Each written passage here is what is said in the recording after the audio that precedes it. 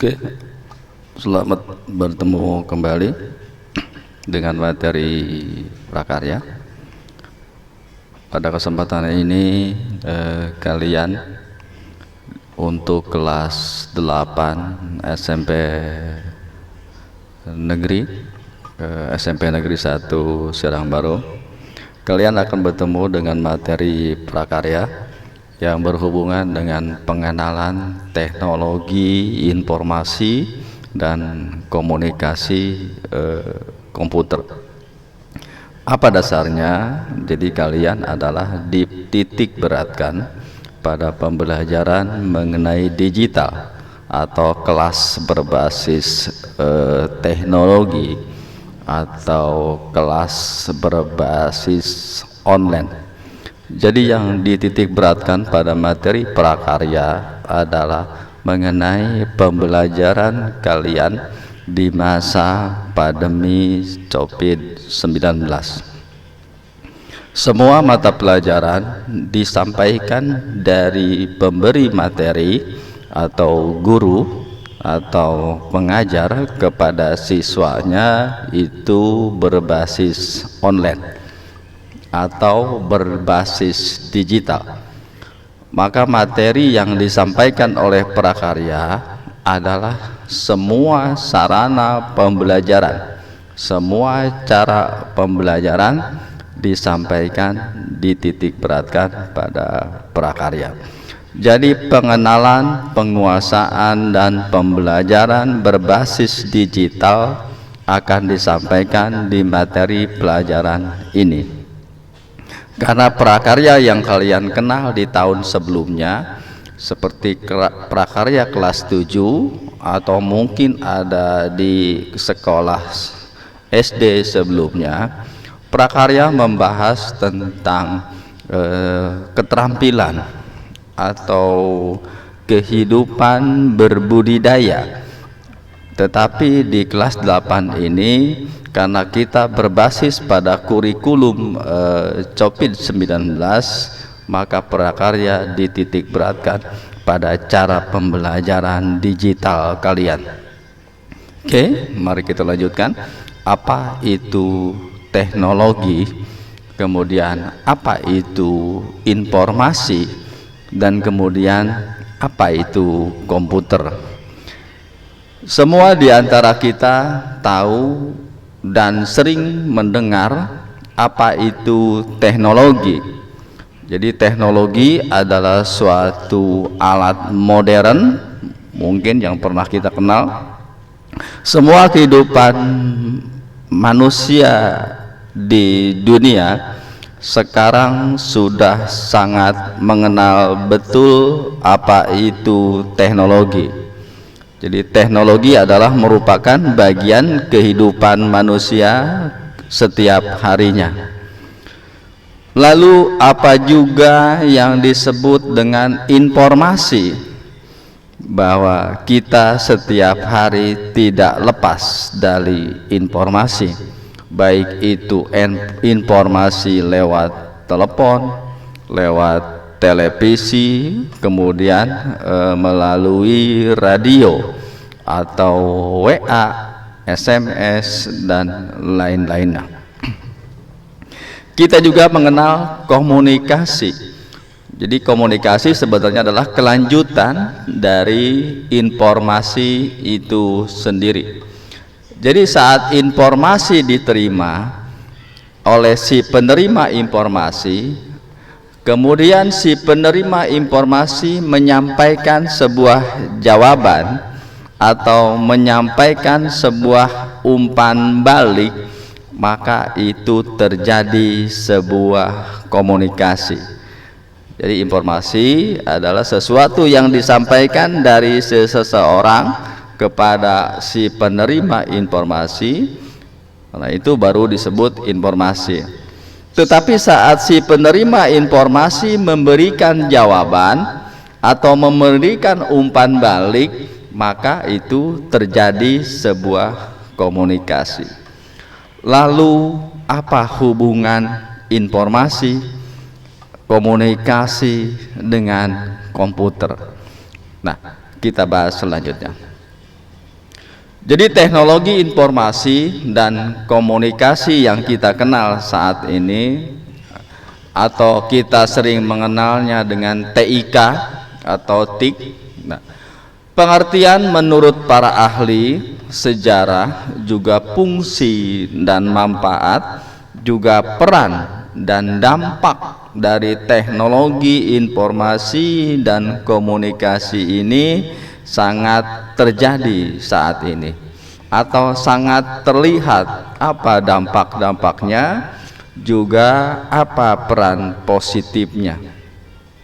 Untuk pembahasan kali ini saya mengulas mengenai teknologi informasi komunikasi, yang dimana dalam hal ini meliputi pengertian menurut para ahli sejarah, kemudian fungsi dari TIK ini, juga manfaat dan peran, juga dampaknya dalam kehidupan sehari-hari atau dalam kehidupan pembelajaran di sekolah saat ini. Pengertian teknologi informasi dan komunikasi. Jadi teknologi informasi dan komunikasi mencakup dua aspek, yaitu ada teknologi informasi dan teknologi komunikasi. Teknologi informasi mencakup segala hal yang berkaitan dengan proses, penggunaan sebagai alat bantu atau manipulasi, dan pengelolaan informasi. Nah, kita bahas sedikit. Di sini takut salah tanggap kita mengenai apa itu teknologi informasi. Kita contohkan bagaimana hobi kita saat ini. Ada siswa atau mungkin sebagian guru juga sama, ada hal berkaitan dengan proses penggunaan alat teknologi informasi. Contohnya saat kita mengambil sebuah gambar, saat kita berpose foto, kadang-kadang wajah kita kurang bagus, tetapi di sana ada sebuah yang disebut alat bantu manipulasi. Saat gambar kita seperti kurang bagus, nah akhirnya fotonya diedit biar lebih bagus lagi, atau tampilannya kurang begitu indah nih katanya, akhirnya dirubahlah ke arah foto model yang lebih bagus. Atau saat berpose wajahnya mungkin sudah di atas 50 tahun, tetapi gambar dia pengen 25 tahun nih usianya. Nah, maka dirubahlah ke manipulasi lebih muda. Nah, itu adalah salah satu alat bantu teknologi. Maka ini adalah termasuk sebuah dampak. Apa yang disebut mungkin termasuk negatif, dan juga kalau memang itu dibutuhkan oleh salah satu atau seseorang, maka ini disebut sesuatu yang positif. Nah, inilah yang disebut manipulasi teknologi informasi. Sedangkan teknologi menurut atau mencakup segala hal yang berkaitan penggunaan alat bantu untuk proses dan mentransfer data dari perangkat yang satu ke perangkat yang lainnya.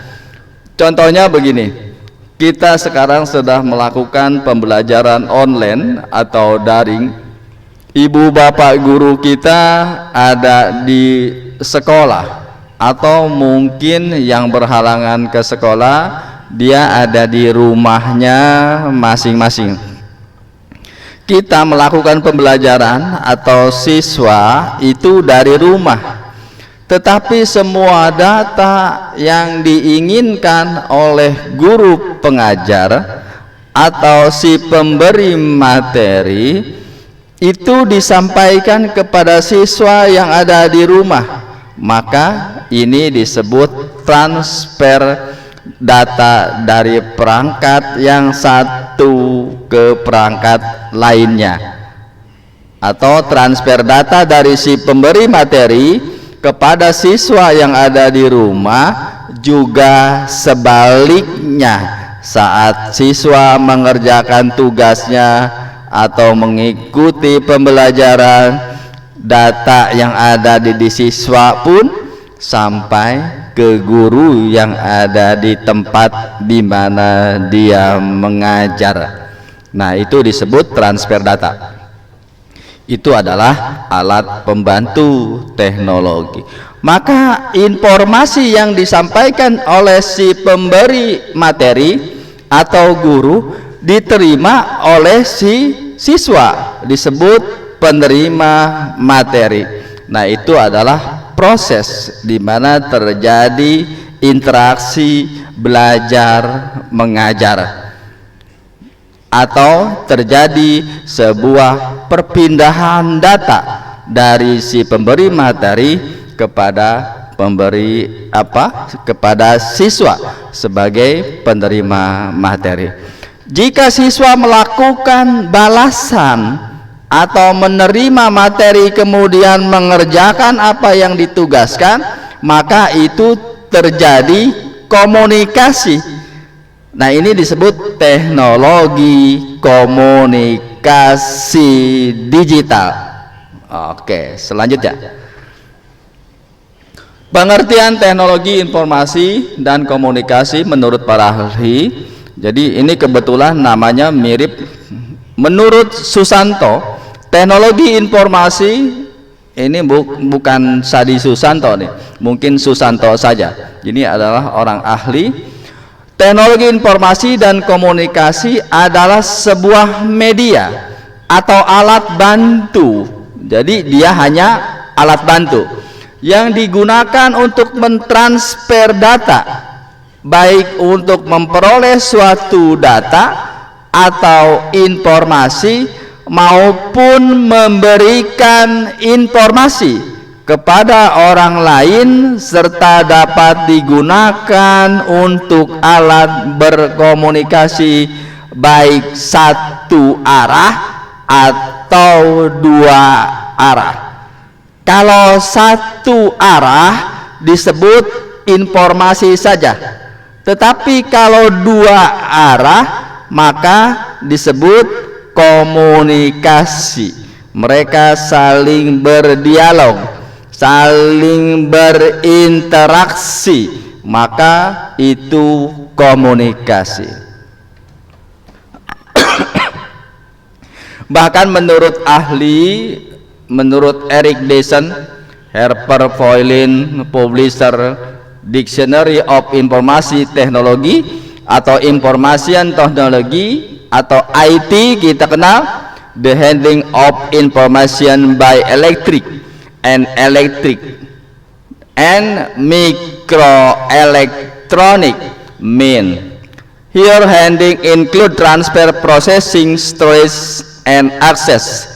IT special combined in the use of hardware and software for this stuff for the benefit of individual people and society as a whole.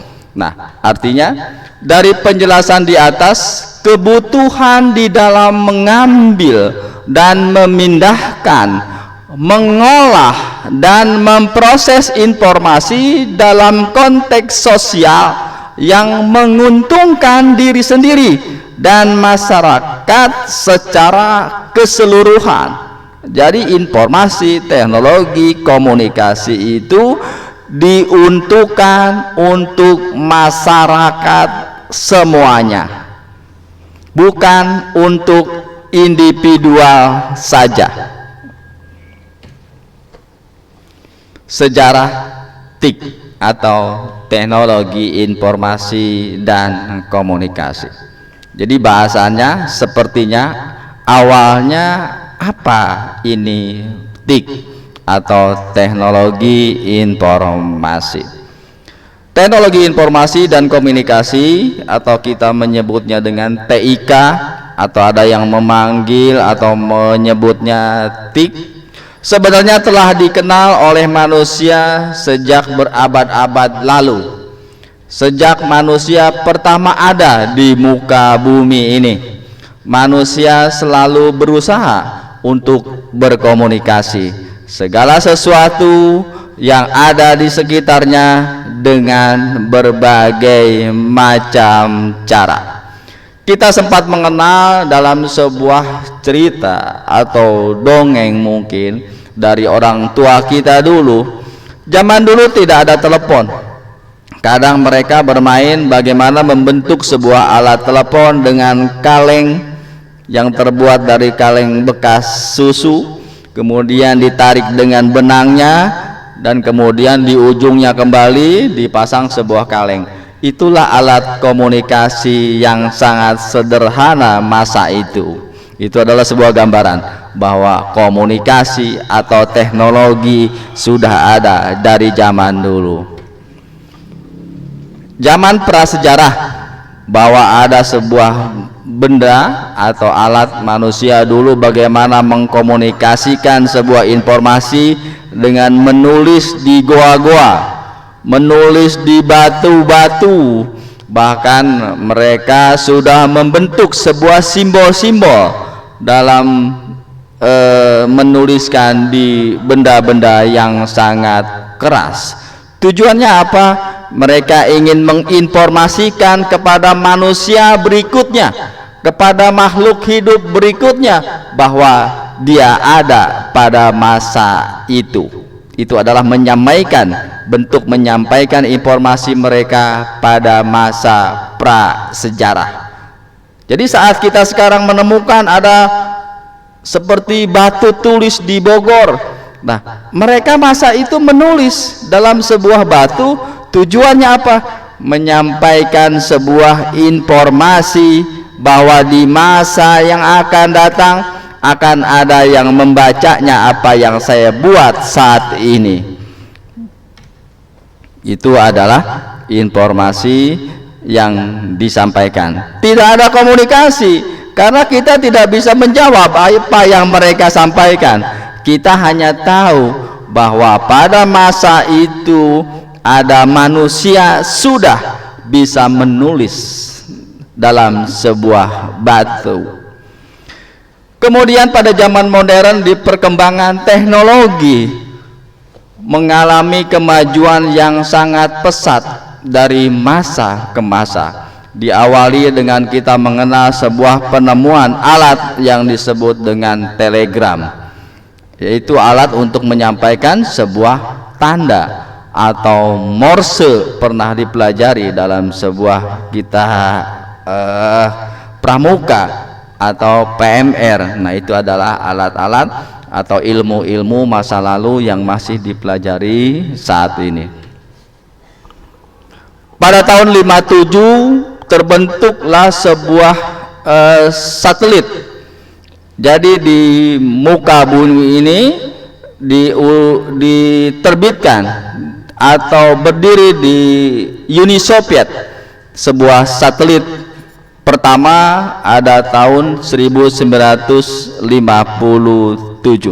Nah, ini digunakan oleh Departemen Pertahanan Amerika. Jadi mereka yang pertama kali membuat sebuah satelit informasi, disebut dengan ARPANET. Adanya untuk pertahanan negara. Jadi hanya untuk kalau di Indonesia TNI atau ABRI, tujuannya hanya untuk pertahanan sebuah negara. Jadi jangan sampai ada penyerang dari luar, mereka sudah lebih tahu bahwa kita sedang didatangi oleh perusuh, mungkin seperti itu. Lalu fungsi tik berikut, terdapat beberapa fungsi terdiri atas. Jadi apa gunanya dari tik semenjak adanya? Pertama, alat ini fungsinya adalah sebagai alat. Jadi tik itu sebagai alat atau tools. Dalam hal ini tik digunakan sebagai alat bantu bagi pengguna Siapa pengguna TIK? Maka pengguna TIK adalah user atau pemakai. Jadi dalam teknologi informasi, TIK kemudian komputer terbagi ke 3 unsur. Pertama adalah pemakai. Siapa pemakai? Kita yang hanya bisa menggunakan atau TIK sebagai alat untuk memproses data, mengisikan data, mencapaikan data, dan juga menerima hasil dari sebuah data. Lalu ada yang disebut programmer atau orang yang sebuah kehidupannya, kesehariannya adalah membuat program-program untuk menghasilkan informasi data. Lalu ada juga yang disebut dengan maintenance atau ahli dalam perbaikan sebuah alat teknologi ini. Jadi TIK itu membantu pembelajaran kita satu dalam mengolah kata.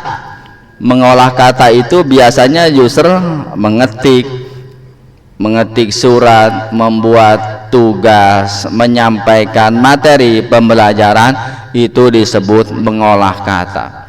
Lalu ada yang disebut dengan mengolah angka. Jadi TIK digunakan untuk mengolah angka, tujuannya untuk berhitung, membantu orang atau user pengguna komputer melakukan perhitungan secara cepat. Nah, ini adalah mengolah angka. Lalu apalagi? Si TIK digunakan sebagai unsur grafis atau tampilan gambar.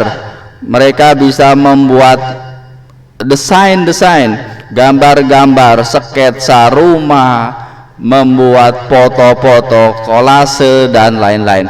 Juga yang disebut dengan database. Apa database? Seperti kita di sekolah. Data kita dimasukkan ke sekolah, maka di sekolah disimpan untuk digunakan siswa dalam pembagian kelas. Selanjutnya untuk proses penaikan kelas. Nah, ini disebut database, bahkan sampai siswa itu lulus. Database digunakan oleh gurunya, juga oleh staf sekolah, bahkan oleh dinas pendidikan pun database itu digunakan. Maka teknologi atau TIK berfungsi sebagai ilmu pengetahuan atau sains. Dalam hal ini teknologi sebagai bagian dari disiplin ilmu yang harus dikuasai oleh siswa. Misalnya teknologi komputer dipelajari oleh beberapa jurusan. Nah, di perguruan tinggi dipelajari, saat ini pun kita mempelajarinya sebagai informatika. Teknologi juga berfungsi sebagai bahan alat bantu pembelajaran atau literasi.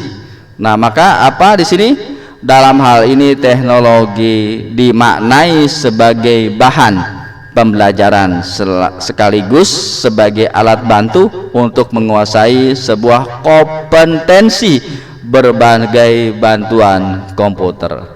Seperti kita melihat saat ini ada pertandingan robot. Ini sudah sangat terkenal bahwa Indonesia selalu memenangkan dalam pertandingan robot dunianya. Berikut terdapat beberapa manfaat TIK di dalam dunia pendidikan. Saya sampaikan pertama kali ini adalah manfaatnya dulu. Jadi alasan TIK dibutuhkan di dunia pendidikan, adanya perkembangan TIK yang menjadi jembatan ilmu. Salah satu peran TIK di era globalisasi ini adalah sebagai media informasi, misalnya internet. Peserta dapat mengeksplorasi informasi yang ada di seluruh dunia dengan lebih efisien dan efektif hanya dengan mengakses internet. Jadi kita dalam melakukan pembelajaran tidak lepas dari apa yang disebut dengan internet. Gurunya butuh internet, siswanya butuh internet. Bagaimana guru menyampaikan sebuah materi, juga siswa dapat menambah pengetahuannya atau menjawab apa yang disampaikan oleh gurunya dengan mengakses internet. Oke, terima kasih anak-anakku sekalian.